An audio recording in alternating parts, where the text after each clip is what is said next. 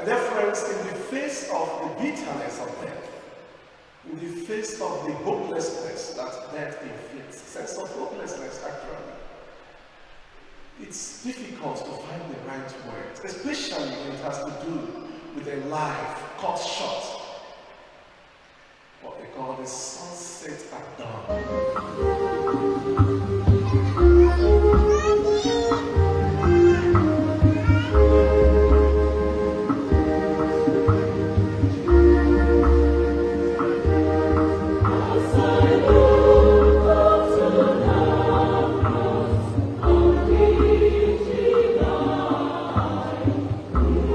Pax Christi, Nigerian Catholics. The Catholic family, the entire Catholic family of Bigad Memorial Seminary, Enugu, Nigeria, had lost a very dedicated and generous member of the community, Brother Bonaventure Nemeka Obinwa, who passed away on the 7th of December 2024 while at prayer at Bigad Memorial Seminary.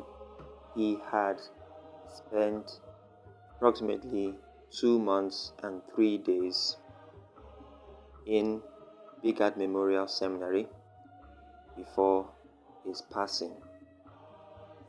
And we asked the Lord to grant consolation to his immediate family. We asked that the Lord to grant consolation to the entire Bigad community. And we ask that the Lord will grant consolation to his diocese as well.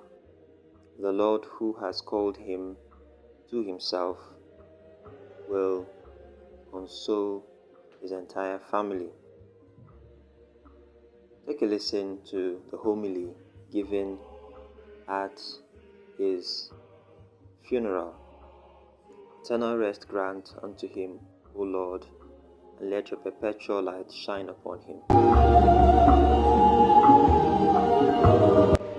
God as somebody who is not being realistic. My dear friends, in the face of the bitterness of death, in the face of the hopelessness that death inflicts, sense of hopelessness actually, it's difficult to find the right words, especially when it has to do with a life cut short. What they call the sunset at dawn. At such a vibrant, purpose-driven age, like a candle blown out in the wind. Let not your hearts be troubled. You know, in the face of these kind of events, the tendency is always to look for explanation. The tendency is to ask questions. Why?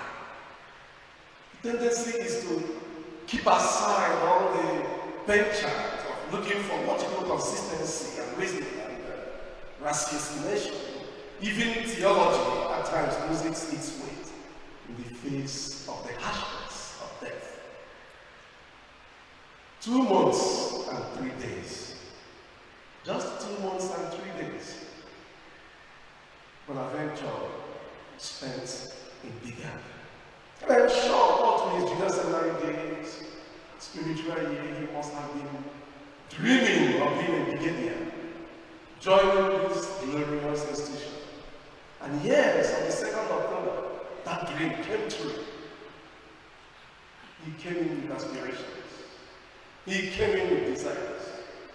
He came in with dreams. 2 months and 3 days. And the Lord said, come back. Now let us be very real. This is painful. I think about the parents. Both of them are still alive, waiting to receive the cups of their 4th son. Almost the youngest in the family. Family of 5 boys. 4th son of his parents. Think of his siblings. Let us, for a moment, put aside all the logical reasoning and all the wonderful things we have to explain the necessity of that. Yeah, we know it is necessary. Jesus didn't pretend before the pen of death. The shortest verse in the Bible, Jesus wept. Full stop. Don't make long stories. And so it's painful, and of course we know. However, we can't stop at the pen of death. And that's why we thank God for our faith. The only thing that gives us cause to hold our head high in the face of the harshness of death is our faith. The souls of the righteous are in the hands of God. And in this case, I was asking myself, what does it really mean to be righteous before we talk of their souls being in the hand of God? Forget about perfection. Nobody is perfect. Righteousness consists in doing what you are supposed to do in the right way and at the right manner at the proper time.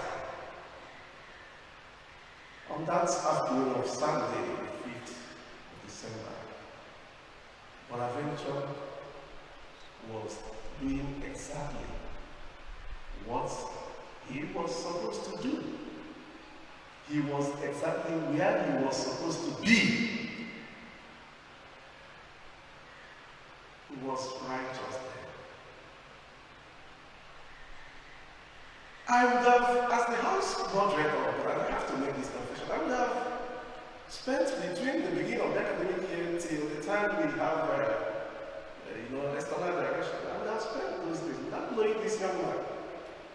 Because he takes a very, diminished, kind of hidden, he doesn't flaunt himself. That's as God will have it. 2 days before his death, precisely on Thursday, the last house mass we had, I noticed the young man who was serving the mass beside me was doing it so devoutly that I couldn't look at him up to 3 times during the mass. I was asking myself, this guy is serving this mass as if he's the priest celebrating the mass. The comportment, the devotion, everything around him, the way he presented, he brought the gift, the chalice, the grape, everything he did during that mass was so exceptional. I just couldn't believe it. And I realized immediately that he said mass at the previous house mass. And at the end of the house, I asked him quietly, why are you sir? He said, actually, I'm not the one who is supposed to serve, but I requested the person who should have done it to allow me to do it. I said, why? He's why? I just wanted to serve. And those in my house will remember the comments I made at the end of that house about this young man. God has planned in everything. Bonaventure was not unprepared for this journey. Another instance is that we have a class, a house WhatsApp group, and then in that WhatsApp group with every other person in the house. When an announcement was made from members of the house to pay up for their polo, the centenary polo, up till this moment, more than half of the house members are yet to pay that. Bonaventure was the second person that paid for that immediately. When we made our house fundraising, as somebody first year, you would expect him to say, okay, the deacons and the big guys will be more generous than I. When you get the list of the donations, guess whose name is on top of the list? Bonaventure. He made the most generous donation on that list. He was not unprepared for this journey. My dear friends, we are in a centenary year, and God, in His infinite wisdom, somehow decided to put an icing on the cake of our celebration. Bitter, unpleasant, perfect, yet a very necessary icing on the cake to bring all of us forcefully to a renewed realization of the transient nature of our life here on earth. That is what I see in His death. God alone knows there are a lot of things we can never rationalize about faith. And I'm not here to rationalize anything. Like the great Antonio in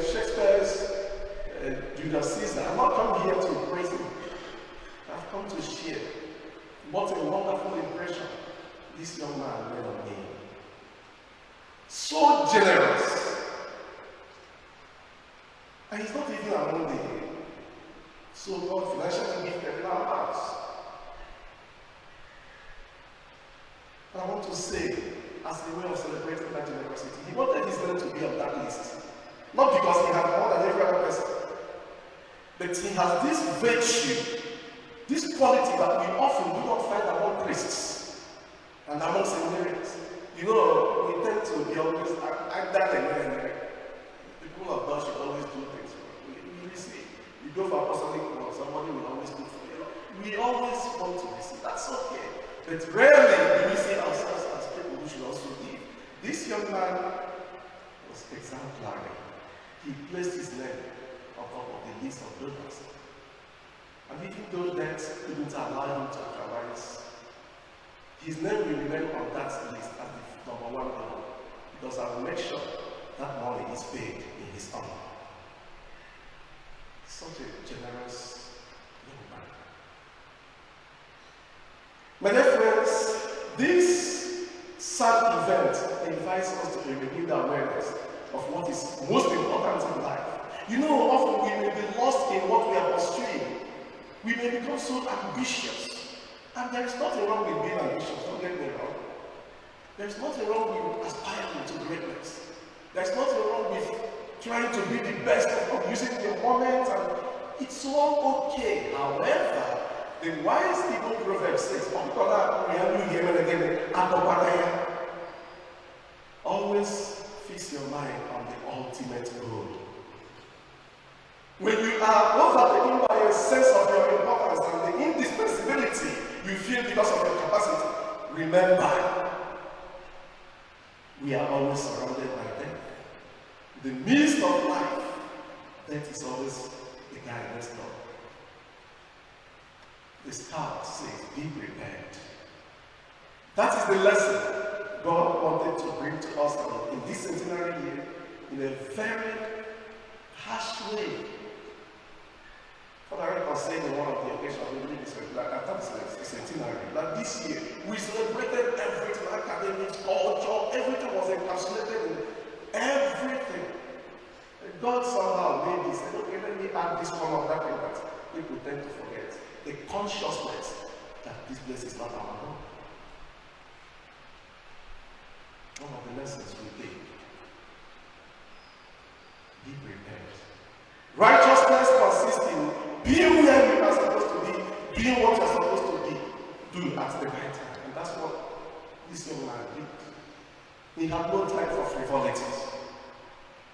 He was doing his job. He was being where he should be. He came into the chapel to pray. He was not in the ghost trying to, give one fancy excuse or the other. He wasn't at CKV looking for one of the women selling to give money, bring food and drop at the gate for me. He wasn't into all that. It was time for prayers, and he walked in. And God met him and said, well done, my dear son. Now let's go. We thank God for the life of Bonaventure. As his house mother, I'm so proud of him. And I believe the members of the Mountain House for the outpouring of the sentiments in the house, we are all proud of him. As brigadiers, we should be proud of him. He was doing what he was supposed to do. And so when death came, it found him prepared. And he was ready to say, Lord, here I am. Let us console ourselves in these ways, while not denying in any way the pain of death. And finally, I would love to allow the legacy of this young man to remain evergreen in our mind. I've started by ensuring that his payment will be assured. His name will be on our list. Second thing, I will request, maybe I'll say it to the rector privately for this, but I just want to say it. Because of the impression he made on me, the way he was serving mass, the devotion I saw in him, the conviction, the joy, he wasn't just saying it as in a perfunctory manner. He was all in it. I would request henceforth that we establish an award for the best in liturgical function. I don't know how it will be arranged, but it will be named Bonaventure Memorial Award for the best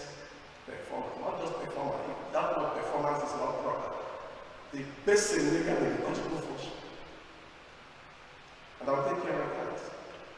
Secondly, another award I would like us to establish, I would like to establish in this town, is an award for the most generous seminarian in house donations. I hope that the Father Rector will consider this too. It's only a little way of making sure that the wonderful lesson that God taught us in the life of this young man will not go unremembered, will not be forgotten. And we pray that God, who found him where he was supposed to be, men through his infinite mercy, grant him eternal rest and console the family and console all of us. May the soul of Bonaventure and the soul